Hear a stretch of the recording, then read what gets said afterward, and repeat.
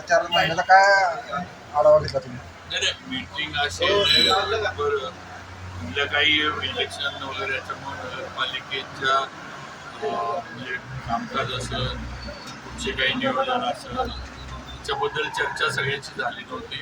त्या संदर्भात सगळे नगरसेवक घेऊन भारतीय जनता पार्टीचे आणि सहकारी म्हणजे आपल्या या सगळ्यांना घेऊन किंवा पुढचं कामकाज नगरपालिकेचं नवीन असणारी कामं लागणारा निधी मोठी कामं जी काही आपल्याला घ्यायची त्याच्याबद्दल चर्चा आणि इतर पण हे म्हणजे शहरातलं ट्रॅफिकचं कंजेशन त्याच्यावर उपाययोजना अतिक्रमणाच्या बाबतीतल्या उपाययोजना हे सगळ्याबद्दल चर्चा सर्व नगरसेवकांना घेऊन प्रशासनानं सुद्धा या याच्यामध्ये जे लक्ष घालणं गरजेचं आहे.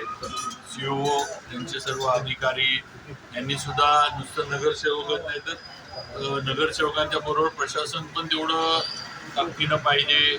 स्वच्छता असेल, घंटागाडीचे विषय असतील, लाईटचे विषय असतील, स्ट्रीट लाईटचे वेळच्या वेळी दुरुस्त्या वेळच्या वेळी तिथलं मेंटेनन्स या गोष्टी झाल्या पाहिजेत. या अशाही बैठक होती एक चर्चात्मक आणि काही नगरसेवकांनी सूचना पण केल्या याच्यामध्ये किंवा काही अडचणी त्यांना येतात, काही होतंय काही नाही त्याच्यावर आता हे झालं. साहेब 4 महिन्यातच काही सत्ताधारी नगरसेवकच कारभारावर प्रश्नचिन्ह उपस्थित करतात.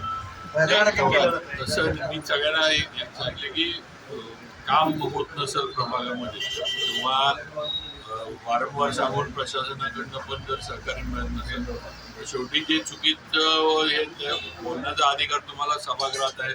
सभागृह त्याच्यासाठीच आहे. पण हे उगाचच एकामेकाबद्दल कुठंतरी मन कलुषित होतील किंवा असं न करता जे योग्य असेल ते सभागृहामध्ये मांडावं. प्रभागातले प्रश्न मांडावेत. राहिलेल्या कामांबद्दल सभागृहामध्ये चर्चा व्हावी आणि सगळे जे आज निवडून देताना सातारकरांनी भारतीय जनता पार्टीचे उमेदवार म्हणून निवडून दिले. तेव्हा आज आता इथं आघाड्या कुणाच्याच नाही. मी असेल, उदयनराजे असतील, आम्ही सगळे भाजपमधून एकत्र काम करतोय. नगरसेवकांनी सुद्धा त्याच पद्धतीनं एकत्र काम केलं पाहिजे. तर हे सगळ्यांना मी अगदी स्पष्ट सांगितलं. त्यामुळं आघाडी वगैरे हे जे पूर्वीचे विषय होते सगळ्यांनी डोक्यातनं काढून टाकावे. सगळ्यांनी एकामेकाला विश्वासात घेऊन प्रत्येकाची कामं कशी होती. नवीन निवडून आलेल्या नगरसेवकांना सुद्धा, महिला नगरसेवकांना सुद्धा अध्यक्ष, उपाध्यक्ष, सिनियर जे नगरसेवक आहेत या सगळ्यांनी त्यांना सुद्धा मदत केली पाहिजे असं सूचना. त्याबद्दल उद्या मोठी चर्चा होणार आहे. उद्या काही दंगा नाही मी कस्तुरबा रुग्णालयाबद्दलची माहिती मी पण घेतली कारण एवढ्या पण त्याच्याबद्दल तिथं काही ते जुनी इमारत जी होती त्या ठिकाणी त्या जुन्या इमारतीमध्ये चुकीचे प्रकार व्हायचे. तिथं लोक दारू प्यायला वगैरे बसायचे आणि हा ठराव आधीच झाला होता किंवा ती इमारत उतरून तिथं राजवाड्याच्या समोर जे आपले ते टपरीधारक आहेत त्यांना तिथं हे बसायला अशी जागा द्यायची. तिथं रोडवर हे करण्याचं त्यांना तिकडे करायचं असं आधी जे झालं होतं ते थोडं समज गैरसमज होऊन ते वेगळा विषय झाला. कचरा डेपोचा विषय हा नक्कीच गंभीर आहे. ती वस्तुस्थिती आहे कारण त्या बाबतीमध्ये सुद्धा वेळेत जर सूचना दिल्या गेल्या असत्या तर ती आग पण आटोक्यामध्ये आणता आली असती. आणि दुसरं त्या ठिकाणचे कॉन्ट्रॅक्टर वगैरे यांच्यावर पण आता गुन्हे दाखल झालेत. संबंधित जे आपले अधिकारी पण काय द्या निरीक्षक जे आहेत तुमचे त्यांच्यावर पण मला वाटते कारणे दाखवा नोटीस वगैरे दिली आहे.